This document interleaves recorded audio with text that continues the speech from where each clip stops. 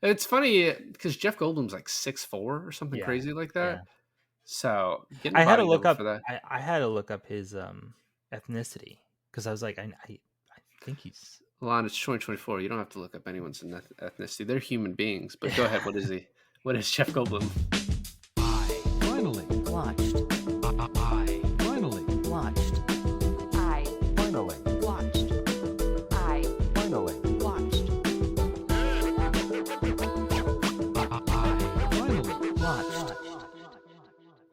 Hey guys, welcome to another episode of I Finally Watched. I'm Alon.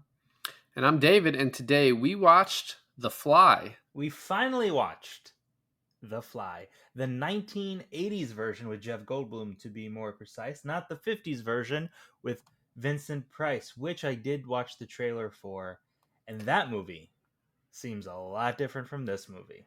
So I read that Jeff Goldblum sent a nice letter to Vincent Price saying, he loved his version of the movie and he hoped that Vincent Price would be honored by the version he did. And Vincent Price wrote back that he really liked it. It was a sweet letter, but he could not make it through the end of the movie because it became a bit too much. Like grotesque wise? Yeah. Which I think I can pinpoint the exact spot is probably the melting of the hand. Yeah. Me, it was the flesh coming off and the revealing of like the whole puppet fly thing. I thought that was cool. Yeah, no, I think the whole thing is cool. I think maybe it's the foot. Maybe it's not the hand. Maybe it's the foot melting off. Yeah, I mean, it's just not. It is rough. All of it, but not. So who do you think Geena Davis really ends up in the end with?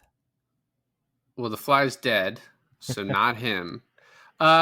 Apparently they filmed like 4 different endings, and one, her having a dream where she has the baby and it turns out to be a butterfly, and then then they have one where she has it, it's a normal baby. Then she has one where she wakes up and Stanthus is there, and he's like, oh, your baby's dead, or then oh, your baby was a fly, or oh, your baby's normal, or what, a bunch of different options. And then Jeff Goldblum was unhappy that she ended up with Stanthus because it's that's kind of not the point, and it makes it less tragic that she just went back to this guy. That Stanthus is also like a creepy pig for most of the movie. Yeah.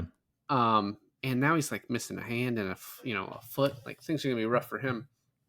And then so they were just all right, let's just end where it should, with the death of, spoiler alert, the death of Jeff Goldblum, or the fly. Just end it there. Jeff Goldblum's character died the second he went through that first telepod. I mean, for all intents and purposes, everything else was just Bunderfly after that. Brundlefly. Yes. What did you think overall? You haven't even said that part. Overall, you're asking me what I thought overall. It's kind of, man, it's a good movie, and the way it starts out, it really just kind of starts out right away, right? And I think the unfortunate thing about it is that how this ends, or there's only one or two ways how this movie ends, and it's all in tragedy.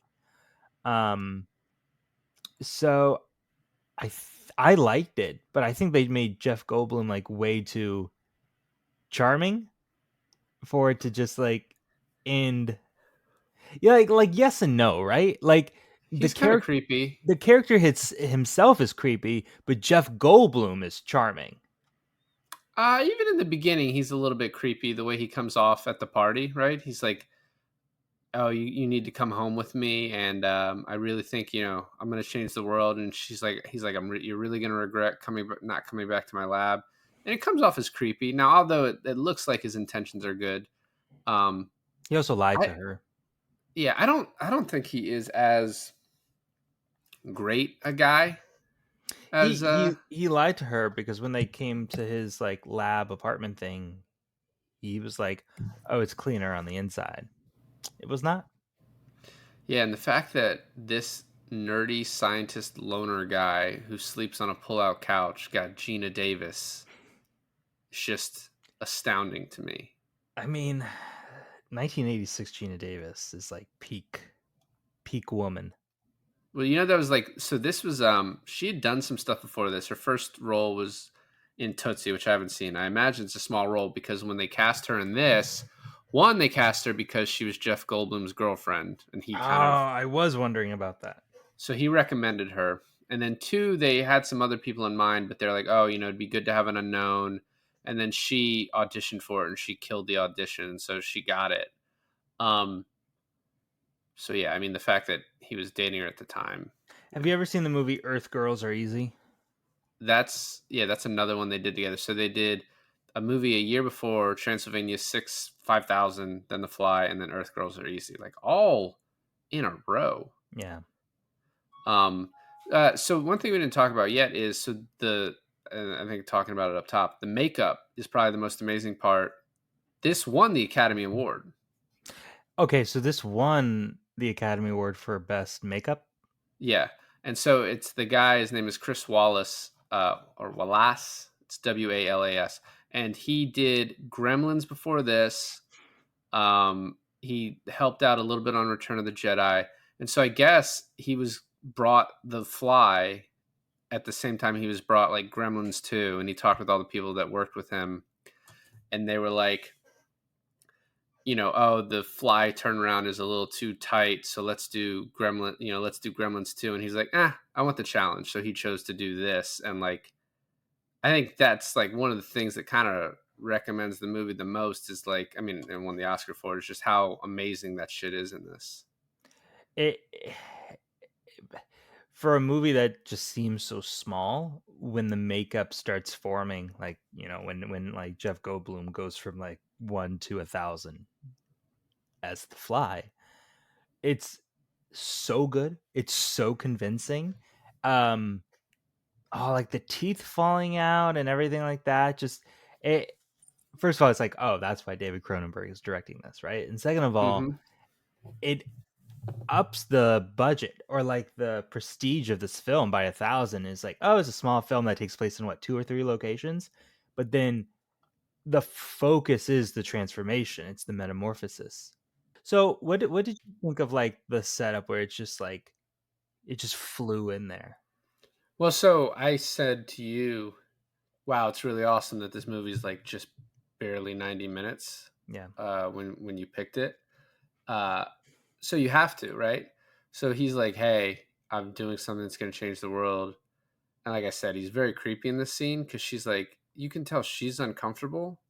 And he's like, no, I really think you need to come back to my place. And, I'm working on something that'll change the world. She's like, well, everyone here is. And, he like talks her into it. Like I said, I think a little bit it just establishes that he's not, that along with how he sort of changes as the Fly. I don't know, a little bit my reading of it was like he is, he's not really the hero of this movie. He's not like a perfect hero character. Right. And then like you're immediately right into it, and he's like, he becomes the Fly, I think like 30 minutes in is when the transformation happens. Really? Or start Okay, of it. so he creates this like teleporter thing, which is initially is really cool, right? And I love how he like explains that he's motion sickness and he hates driving and cars and transportation. So he basically invents this teleporting thing to prevent long transports. And you say he comes off as real creepy, but dude, Gina Davis could have taken just about anything off of her and put it in that thing, but she chose her one pantyhose. Yeah. But she was like, oh, I don't wear jewelry. So, I mean, she had like a very obvious excuse. I think She had to take off her shoe. She could have just given him her shoe. that's true too. You want it to be something a little more unique than a pantyhose, right? So I think we can talk about that scene. First of all, they get there. They say on the car ride over, they're like, oh, I get motion sick. And I was like, is that going to come up again? It really doesn't. You kind It of doesn't, but it explains on why he goes and pursues this invention. So, oh yeah, I guess that's true. It's unnecessary. Teleportation in and of itself is pretty cool. Um, and then he starts playing the piano when she gets there, like, and she goes, "Oh, this is I think this is a mistake." And then he makes a joke about, "Oh, I can't let you leave alive." So then you get the telepods, and he does the stocking thing, and she comes over there and she's like, "Is this a hologram?" Like that's more believable Yeah, than teleportation, right? Also, what's funny too is like she he she's like, "Oh, this is great. Like I need to write about this because I'm a journalist." And he's like, "You're a journalist." I'm like, "W- "Yeah, you knew that. Uh, yeah." Well, it's not that he's like, "Oh, you're a journalist." He's like, "Well, you can't report on this," and she's like, "That's why I came here." That's why he invited her, Right. right? Like maybe He invited her to fuck her. Is why he invited her.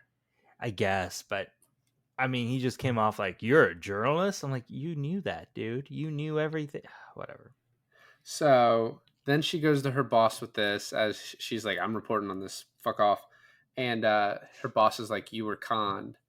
Um, and then Jeff Goldblum just shows up, which happens a lot as Jeff Goldblum and The Fly, where he just comes in like when he's not supposed to, and he basically hires her to be like a book writer for this. Like, just take your time with me, and she has to be freelance, right?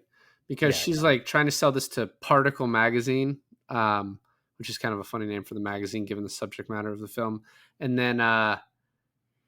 then she's like, "Oh, well, I'll sell it to this magazine or this magazine." So she's just like freelance, like she writes stories. Although I guess in this instance, this guy Stanthus sent her to the party.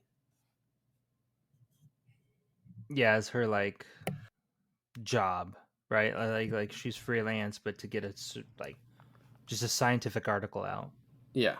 So she agrees to follow him, and but then like she goes back to her place, and her boss, like, I didn't recognize him at first, but her boss is showering in her place and like has a So key. so I suggested this movie because my wife wanted to do this movie, and she wanted to do this movie because when she was a kid, her dad apparently sat her down, and explained to her this entire movie because it was not appropriate for her to watch, but I guess he could just explain it to her.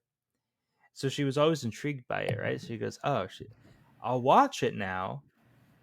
And she made a good point. We watched this together, and she made a good point. Up till this point, this movie is a normal movie. Like, Right. there's no horror elements in this movie. This movie isn't playing with like the shadows or like creepy angles or anything like that. The music isn't creepy. This is like a normal movie drama. And then the boss is showering, and that's the first hint we get in this film that the camera is like following her down her hallway into her bathroom, and it's like something is happening, and then it's him, which I mean you could argue he's the biggest villain in this film. It's weird because like the movie paints Jeff Goldblum as like a hero the whole time, but then he sort of has an arc where he devolves into the villain. And then at the end, maybe you could say there's a little redemption as the Fly at the very end. And then the boss starts as like just a complete asshole for like the first 50-70% of the movie. And then he sort of has like a hero arc at the end. But it's not very noble. He's just doing it kind of like to survive slash to still get her. Sort of, but I mean, so he has this one line where he's like, it's when he like hands her he slips the magazine, the mock-up magazine, under the door, and then she comes to him. She's like, "You can't do this." He's like, "Well, I found all this information publicly," and he's like, "Listen, I won't do it, but just keep me involved. I'm concerned, and like maybe I can help this guy." And when that scene happens, when it first happens, I'm like, "Oh, this is just some sort of another con, right?" But like from then on out, he really just kind of shows concern. Yeah, I mean, and it feels like real concern to me.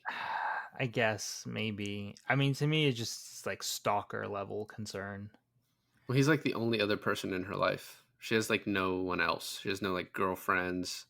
That's We don't true. see family, so it's just this guy. So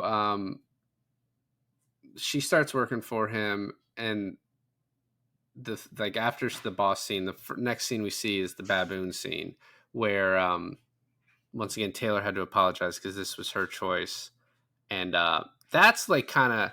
So you said there's no real like you don't know this is a horror movie for most of it.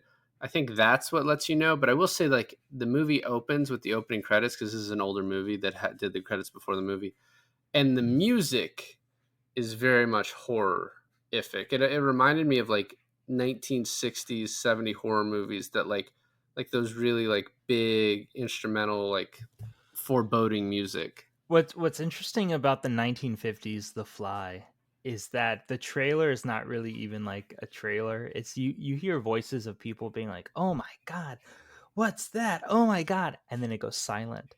And Vincent Price comes out and goes, "We can't show you the rest because the rest is too horrific to show you.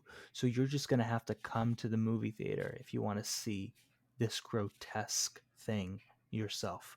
But be forewarned, this is not your normal family picture." And then the rest of it's just like a fly noise buzzing, and that's it, and people panicking in the background. But I was just like, tone wise, it does not seem like the same movie. Oh, I mean, that's just the passing of time. As you were saying that, I was like, I think maybe the only reason I could handle this Cronenberg movie, as opposed to like his more recent ones, like I think his Crimes of the Future is his or his son, I can't remember. Um, but like as technology gets better, his body horror stuff is going to affect me more. So like Right. the later iterations, I don't know if I can even do. Those might be solo pods if you decide to do those. So he kills the monkey, and he's like, he then afterwards is being interviewed, and he's like, "What are my thoughts? Fuck, that's my thought." Um, and then he says like, "Oh, he must have turned the monkey inside out," and he's like very down about this. Um, and then she's But like, he kind of jump started this. Like he kind of like he knew he wasn't ready. Like the machine wasn't ready for this. But he kind of wanted to impress her. "No, I mean, you brought up that Taylor said why did they start with such a big animal, but I think that's just the length of the movie issue, right?"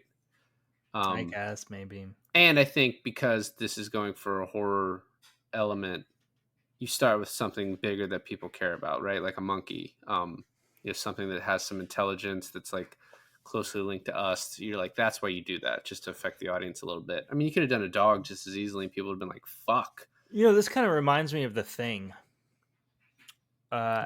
Like where you see the fucked up dog. When The Thing turns into like the fucked up version of the dog, Yeah, and then you see the inside out baboon kind of still alive. It's much, very much the same vibes. yeah. No, I can see that. So then she kind of starts hitting on him, asking about if he ever changes his clothes.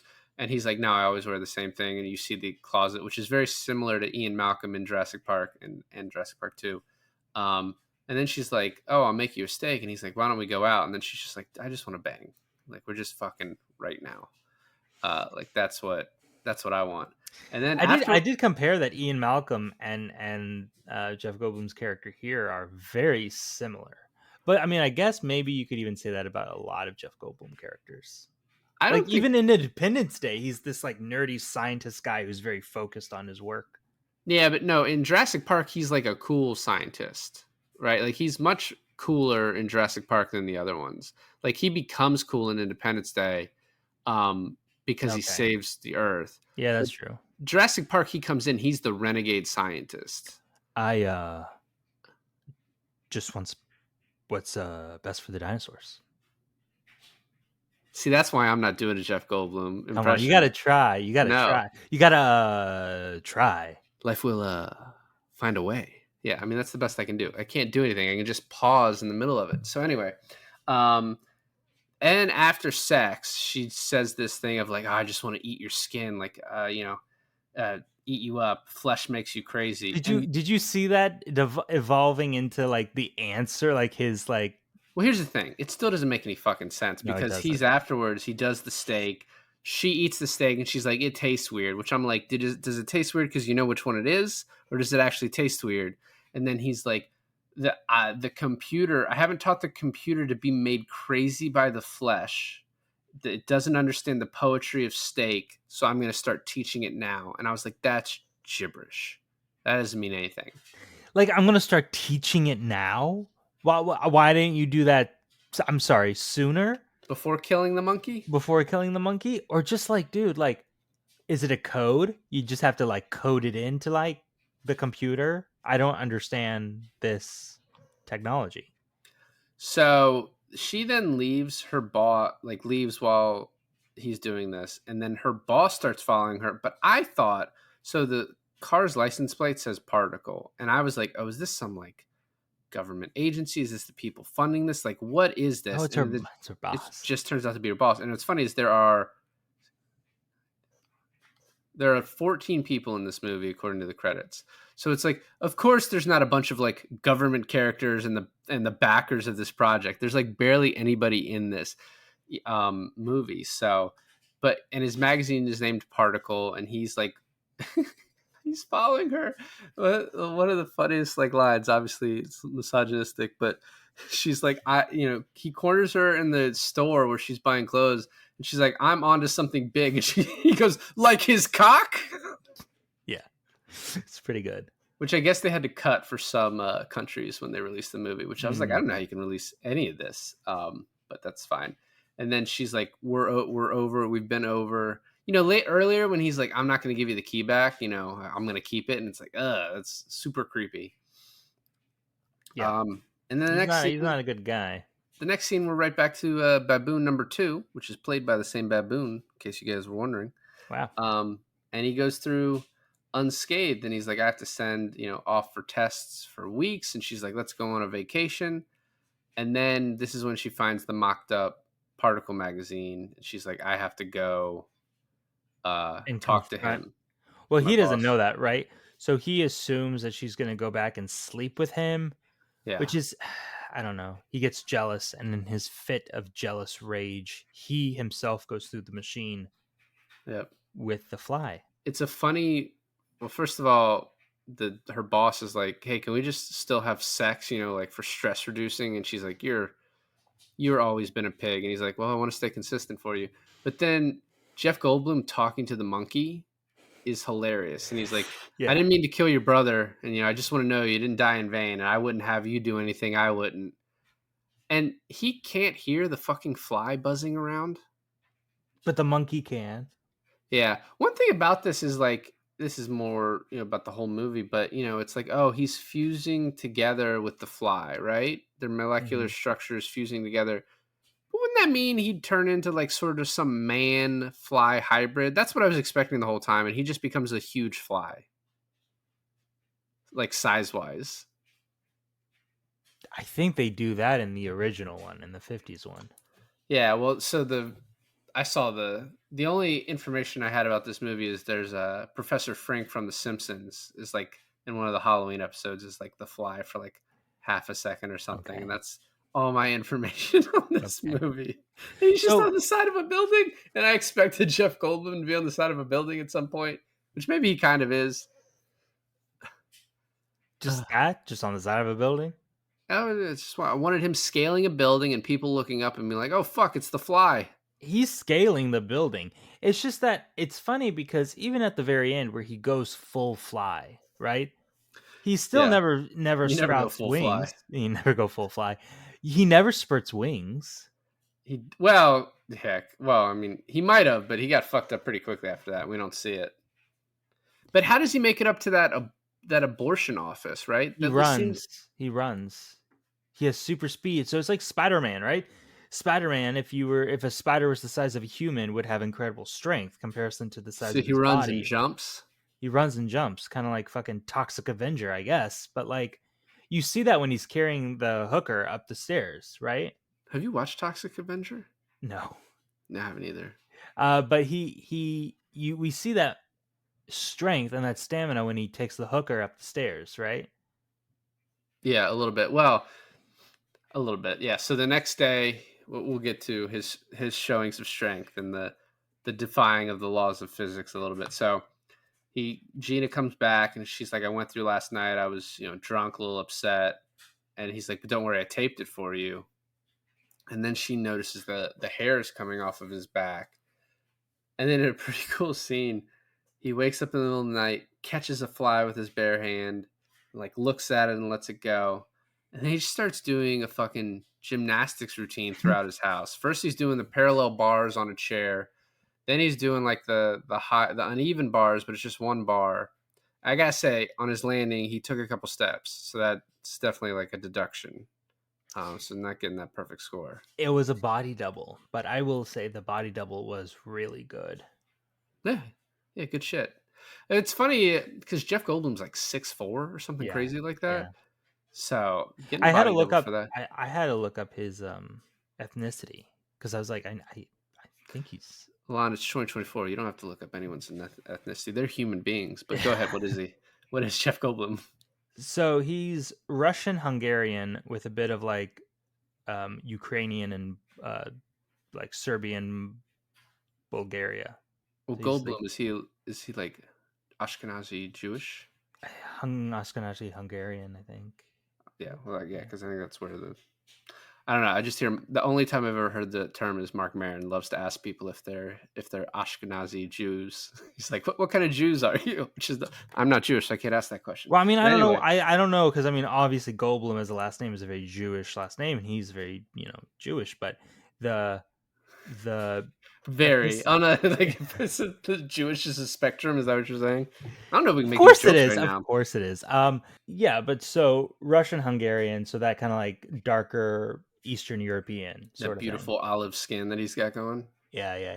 You know what's funny is for most of my life I didn't realize that he was like a fucking sex symbol. You know what I mean? It's only like in my Until you older saw age. Independence Day. No, I saw Independence Day young, and then obviously I don't know. Maybe the shirtless Jurassic Park didn't have the effect on me that it had on some others. But But now that you're older and gayer, you see it now. oh, yeah, I'm discovering myself a little bit after the third kid. No, me too. I get it. I mean, dude, I just saw Jude Law in something the other day, and I was like, damn, I get it. Well, now. remember we talked about Jude Law and Talented Mr. Ripley. So Yeah, but I mean like an older Jude Law. So they have sex, and then they go out, and that's funny. So the next day he talks to the computer, and he's like asking, "Did it improve me?" And computer's like, "No improvement." And then, but he thinks like, "Oh, it tore me apart atom by atom, so it must have improved me." Like he's talking like he's on coke. He compares it to like a purification process. Yeah. So then he comes back and they're having sex for hours, and he's like, "I'm still not done," which I guess flies fuck. I mean, they only have Um, 24 hours to live, so they got to fuck. And Which his is another thing I thought they were going to kind of rope into this is the short life expectancy. well, because when she comes back after like a little like 4 weeks or whatever he says, and he's like looks like he's dying, he's using a walker. yeah, You're like, oh, he's about to die. right. But then And, he gets better right after that. well, even before that, where his skin just starts to look bad, right? Yeah, he's got like face acne yeah. at first. So he goes. They kind of break up, right? And he has Because his face. because he wants her to go through, and then he's like, if you're not going through, you're a fucking drag, and you can't keep up, and I'll find someone else. And then we get to the bar scene. The bar scene. The bar scene is great. There's these two guys arm wrestling, and Those guys did nothing wrong, by the way. Nothing wrong. He is the asshole in this scenario. He's like, I'm going to bet you $100. And I mean, I guess the guy takes the bet about the woman. This is also like, I don't buy into this a lot, but this movie totally plays into the male fantasy that like a woman will swoon over you for winning an arm wrestling contest, which is just, in my experience, not factually accurate. have you tried to don't win arm over wrestle a in woman public with all that arm much. wrestling? Okay. Yeah. Yeah. So he arm wrestles this guy, and he's actually like, this guy is holding his own pretty well, until Jeff Goldblum snaps his hand off at the wrist, which honestly, I did not see that coming. No, I didn't either. I don't understand how that could possibly work. That the guy's muscle. Because here's the thing: it's not just that Jeff Goldblum's strength in that scene to snap it, right? It's also that the guy's muscle has to be stronger than his bone. Yeah. that his Like muscle could hold it his up. Like bone gave out before he put his arm down. that shows that actually that dude's a fucking badass that he would allow that to happen. That's like kudos on that guy. That guy's like a Canadian boxing champion who Okay. fought Ali and George Foreman and like didn't get knocked down. That Oh. guy's a fucking monster. So if anyone could pretty much break their own wrist bone, it was him. Yeah. I mean, I don't know how he fought after that, to be honest with you. So and then the girl's just like, all right, I guess I'm fucking this guy now. She's like, whatever, let's go. I She's love like, him. He's like, I'm not a hooker. Do I look like a hooker to you? And he just is like, kind of. Yeah. But weird. She goes home with them. She takes off all of her clothes, but then puts the jean jacket back on because I guess that's got to be put the jean jacket back on. that's got to be a rating issue that we're not, that we're doing because of how like horrific the body horror stuff is. It's like we can't show boobs too. Like we I can't feel like I both. saw a little bit of boobs. You were checking that closely. I feel like I saw a little bit, Okay. but maybe it was far enough away and it was the 80s, so it's excused. Yeah. So I thought that he was wanting her to put her through. But I think that's like a second thought. I think the first thought is to have sex with her. I think like flies who are, controlled by their, their impulses that he's like, I'm going to have her come through. But then he's like, also, I got fuck. Like it's been a minute. Then you got to ask the question is, if he got Geena Davis pregnant, did he get this chick pregnant too? This guy's just got fucking kids everywhere. Like a fly. So he tries to get her to go through. She says, no, I'm afraid. He says, don't be afraid. And then Geena Davis comes in and says, be afraid, be very afraid. My favorite line. That is where this line comes from. Oh, really? Yeah, this is where that line comes from. And I think actually it might have been, I was reading through, I think it might have been Mel Brooks that came up with the line. He produced this movie. It's so weird. Right after Braveheart? That's an inside joke between David and I, getting Mel Brooks and Mel Gibson confused. But I forgot about that, and so with my Helen Keller thing that I always got confused on, your Mel Brooks, Mel Gibson is not great either. It's not me. That's Taylor. Taylor got that confused. Well, what a fucking idiot! Taylor. I make fun of her for that all the time. No, but so that's kind of funny because we just did Alien Resurrection, where and I didn't mention this in that episode, but I'll mention it here. Her clone goes, kill me, right? Is that where that meme comes from? The kill me meme? I don't know about that.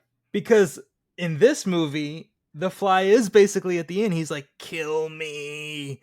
And I'm like, how did we do two movies in a row with kill me in it? Scientific experiments gone wrong that want to be put out of their misery. Yes. I don't know, but how many movies have you heard "Be Afraid, Be Very Afraid" in, or like spoofs or whatever? Like I've heard like that line is ingrained in my head, and I never knew it came from this. I don't even know what I heard it from. But that's not even my favorite line. My favorite line comes right after this, where he turns to her and goes, "See, I live with my mother too." Yeah. That's good stuff. And then she's like, I took your hairs to the lab and they're insect hairs. And then he like kicks her out. So this is funny. He kicks her out and he's like, you're the worst, whatever. Immediately goes into his bathroom and he's like, he can't cut the face hairs off because it hurts. And then he pulls his nails off and he's like, ugh, what the fuck is wrong with me? And this is the realization that something's wrong. So he decides to go to his computer. And I'm like, you recorded this. Just go watch the recording. You'll see the fly. Like, right? You'll see the fly. But he checks his computer and this computer gets real fucking advanced for 1986 at this point. Yeah. Where it zooms in and then zooms out and it's just a picture of a fly. Enhanced. And then he's like, what happened? Dehance, unenhanced. Unenhanced. And then he's like, zoom out. So then he's like, what happened to the fly? And it's like fusion at molecular level. And he's like, oh, fuck. And then he calls her and it's like, it's been 4 weeks. And it's a cool line where he's like, I've been afraid to see you. And now I'm afraid not to see you.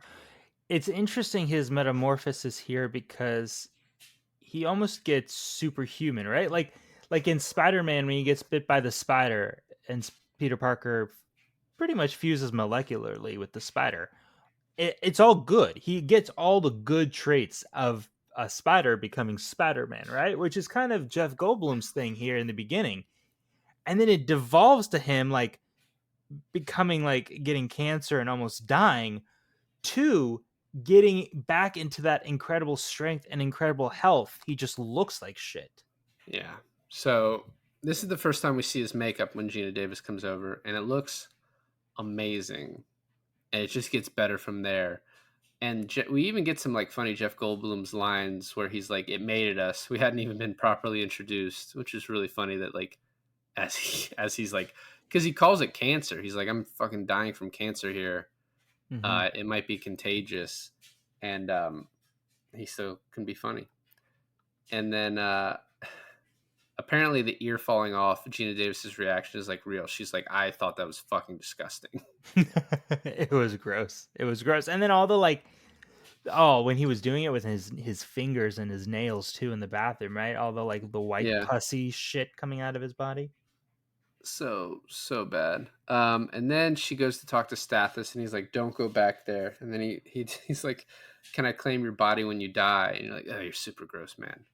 Um, and then he's like, "Tape him so I can see. I'll come up with something." Which is like, what do you mean you'll come up with? You're not a scientist. You just write a No, magazine about exactly. science. Yeah, I don't know. What are you coming up with shit? Um, and then she goes back, and he's on the ceiling. Um, So you got your shot, him on the side of a building. He's on the he's inside though, and then he's like, "I've become Brundlefly." It's like that's a cool. That's the best name you come up with, I guess. But yeah, that's cool. I like it. No. Could have been better. It was maybe workshop some stuff.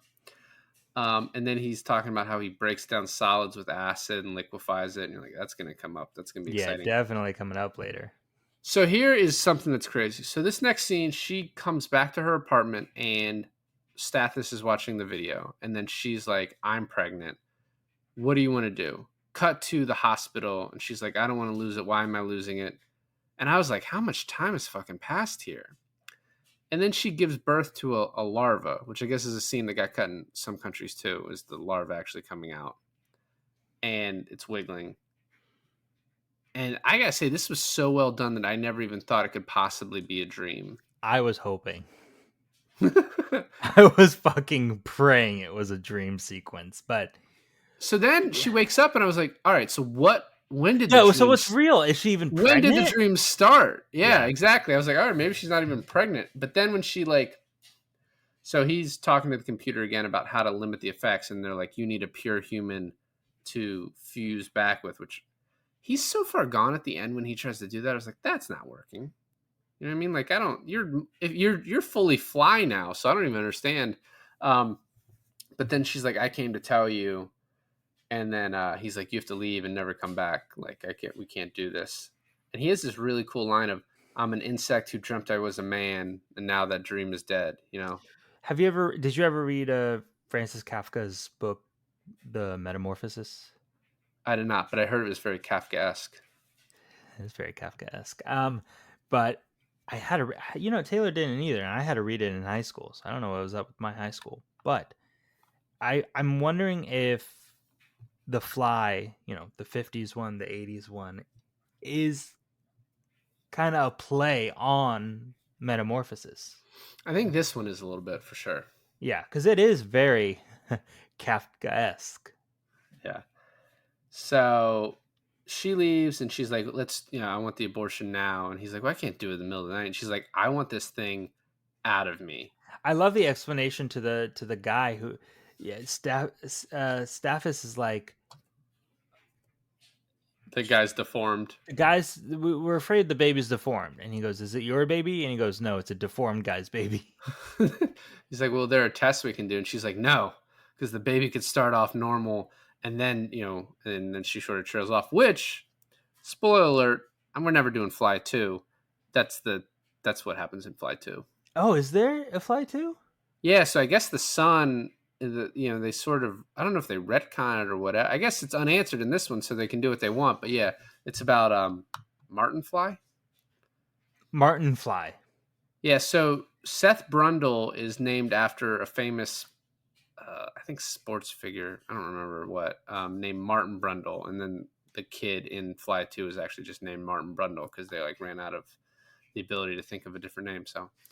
Um, so then the Fly breaks in, which is a pretty good jump scare, and he's like, which is And like the window he breaks in isn't just like a normal window. It's those like frosted, like thick brick windows.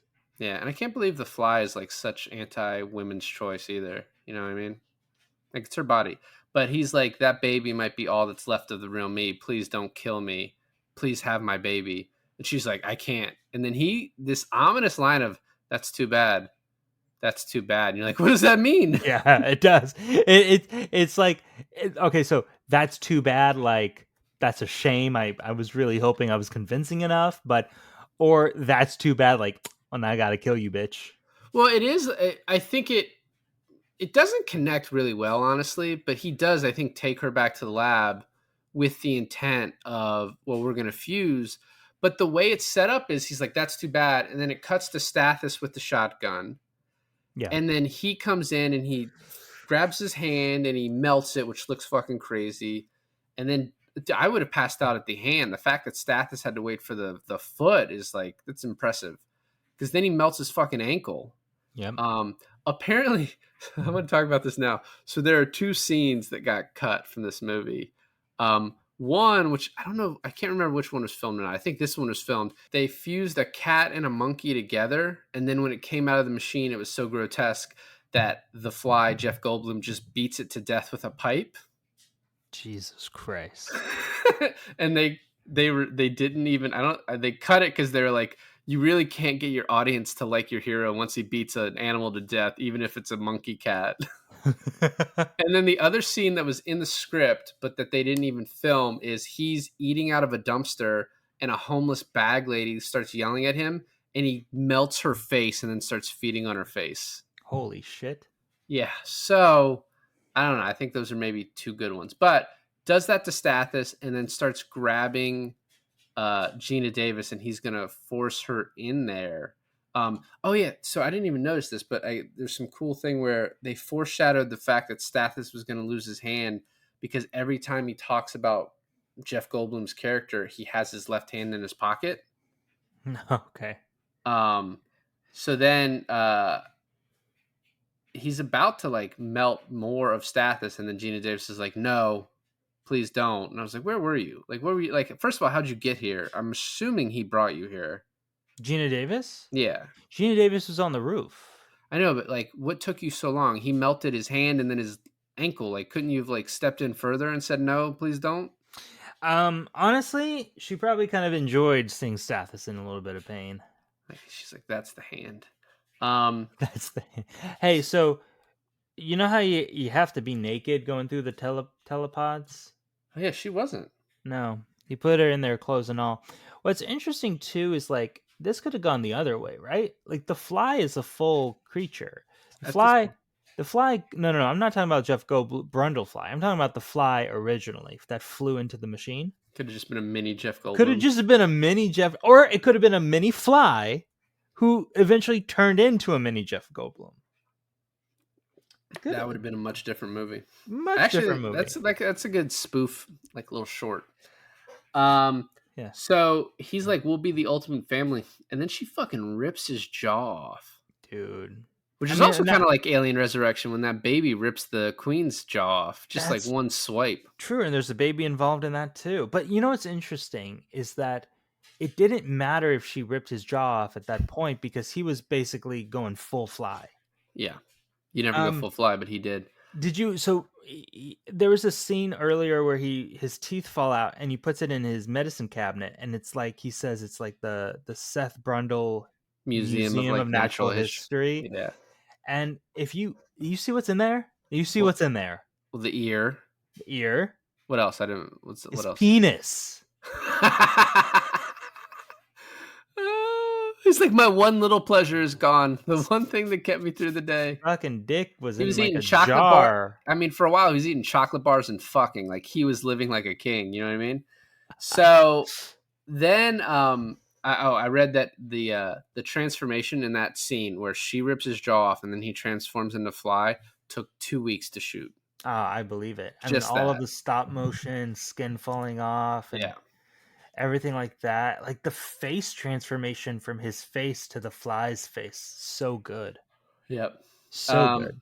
So then Stathis shoots the cord after she's been thrown in the one pod, and then the Fly tries to break out but can't make it enough. It's like super heroic music as Stathis is like climbing or sliding over to her pod to let her out. Mm-hmm. And then pod 3 opens, and that's just one fucked up Fly that comes out of there. So this is kind of crazy because this fusion, I didn't get this. This fusion fused Brundlefly with the telepod.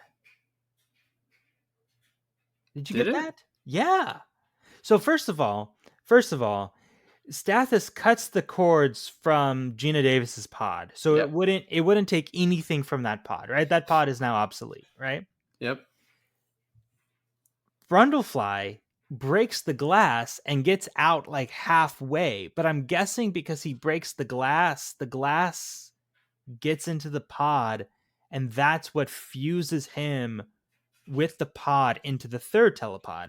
So if you notice when he climbs out of there, he has a giant black, like, you know, the side of the telepod, how it's kind of like spiky, the Yeah. outside of the telepod. Yeah.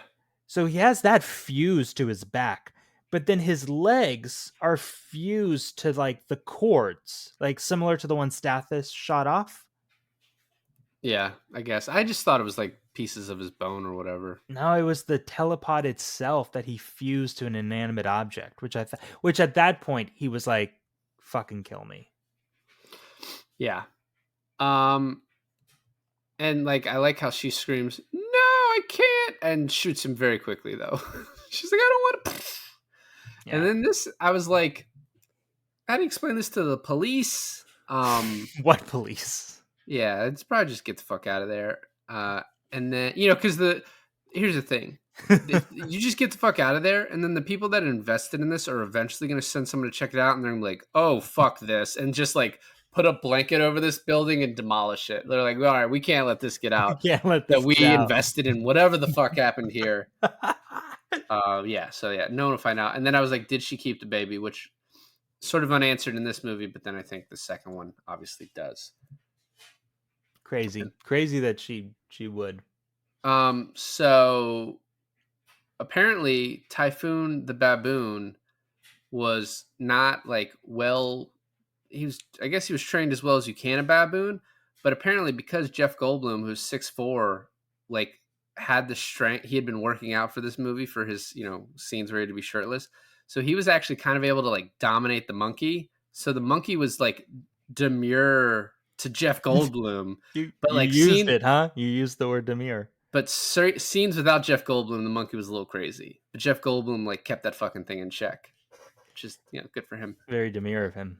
And alternate casting. So for Ronnie, Veronica Quaife, Linda Hamilton was first choice for the role, but she turned it down because she was disturbed by the script. And then Jennifer Jason Leigh and Laura Dern were considered, but the producers, I guess at that point, wanted more of an unknown. So they gave it to Geena Davis. And then Willem Dafoe was considered. Mel Gibson was considered, but turned it down to do Lethal Weapon. James Woods turned it down to do Oliver Stone's Salvador, which is a movie I heard about when I read this sentence earlier today. Richard Dreyfuss turned down the role. John Lithgow. John Lithgow would have been good. Robert De Niro was considered, but Robert De Niro was considered for every role from 1975 to 2005. Yeah. Robert De Niro was considered for that role. Robert De Niro never considered those roles though. And then Michael Keaton was offered the role at one point, but Michael Keaton would have been good too. And originally this was a project for Tim Burton. So I imagine those two might have been connected on this. Yeah. So that's interesting too, because Michael Keaton would have been a good Seth Brundle. I think it would have been really good. Also, like, obviously a completely different movie. So Beetlejuice came out 2 years later. But yeah, that would have been interesting. Also, may have had an effect on if Beetlejuice actually happened. For me, like, Jeff Goldblum, the two things I really know him from are Independence Day and Jurassic Park, right? I haven't seen him in a ton of other things. So seeing like one of these early things is like really cool. Yeah. And then also he's like obviously amazing in Thor Ragnarok. We should do Earth Girls Are Easy because I think Jim Carrey is also in that. I think you're right. Well, I Um, mean, the world's your oyster for like 12 more picks. So That's I don't know true. how you're going to fit that into any of the themes you've come up with I'm your thinking unlimited power. I'm thinking I put that somewhere in Hitchcock month. Let me ask you this: this was 1986, I believe, and Jurassic Park's 1993, and Independence Day, I think, is 1999. 96. Okay. Is Jeff Goldblum get better looking in 10 years? Yes. Now, the way he's able to wear that mullet is pretty impressive, but Yes, like, true. and he still has a little bit of a mullet in Jurassic Park. But man, he looks good at the end walking away from that downed alien ship in Independence Day. Yeah, I'm like, something happened in 10 years. I don't know if he got, I don't know, just age is just, it's like a fine line. He's still good looking now, though. That's true. No, that's true. But I mean, 1996 to 1993 to 1996 was like peak Jeff Goldblum. Yeah, I think so in a lot of ways. Not to be too like male gaze on this, but I mean, you're sounding like a male gay right now. Well, thanks for listening to another episode of I Finally Watched. This is David. And Alon's laughing, and we finally watched The Fly. The Fly.